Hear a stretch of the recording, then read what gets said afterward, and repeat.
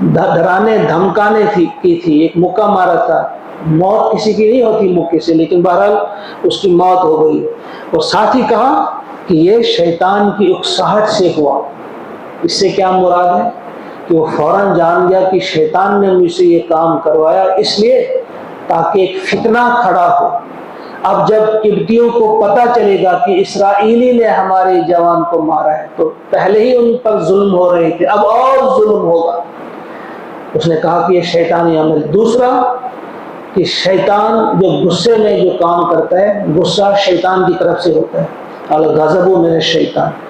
اس نے کہا میں نے غصے میں کام کیا، یہ شیطانی کام ہے. تیسری وجہ یہ ہو سکتی ہے کہ جلد بازی میں نے یہ کام کیا، تو یہ شیطانی کام ہے.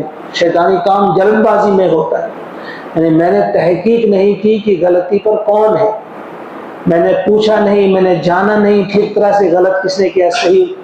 تو بہرحال کچھ بھی ہو، اس کو احساس ہو گیا کہ یہ شیطان کی اکساہٹ سے ہوا ہے.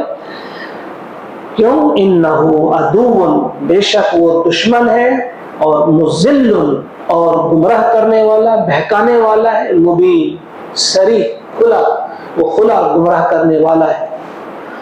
ایک آیت ہم کریں گے مکمل. قال ربی انی ظلمت نفسی.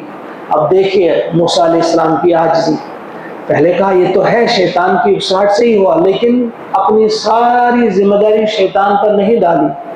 کہا ہوا تو مجھ سے. فوراً کہا اللہ تعالیٰ سے ربی، اے میرے رب، انی ظلمت نفسی، میں نے اپنی جان پر ظلم کیا. فاغفر لی، تو مجھے معاف کر لے، مجھے بخش دے. فغفر لہ، تو اس نے اس کو بخش دیا. انہ هو الغفور الرحیم، بے شک وہ بخشنے والا اور مہربان ہے. یہاں جو لفظ آیا فغفر لی، فغفر لہ، تو فغفر لہ یا معاف کرنا بھی اس کا مطلب ہوتا ہے، اور ایک معنی اس کے ہوتے ہیں چھپا لینے کی. تو دونوں معنوں میں یہ دعا مانگی موسیٰ علیہ السلام نے، یعنی میرے اس فعل کو چھپا دے، کسی کو پتہ نہ چلے کہ مجھ سے یہ قتل ہوا ہے. دوسرے اس کے یہ بھی معنی ہے کہ مجھے معاف کر دے. دونوں معنوں میں یہ استعمال ہوا ہے. اور اللہ تعالیٰ نے دعا سنی، کسی کو پتہ نہیں چلا. اس دوران جب تک وہاں موسیٰ علیہ السلام تھے، کوئی وہاں سے نہیں گزرا، کسی کو پتہ نہیں چلا کہ یہ قتل کس نے کیا ہے. گویا اس کی اس چیز پر بھی پردہ ڈال دیا اللہ تعالیٰ نے، اور ساتھ ہی اس کی اس غلطی کو معاف بھی کر دیا.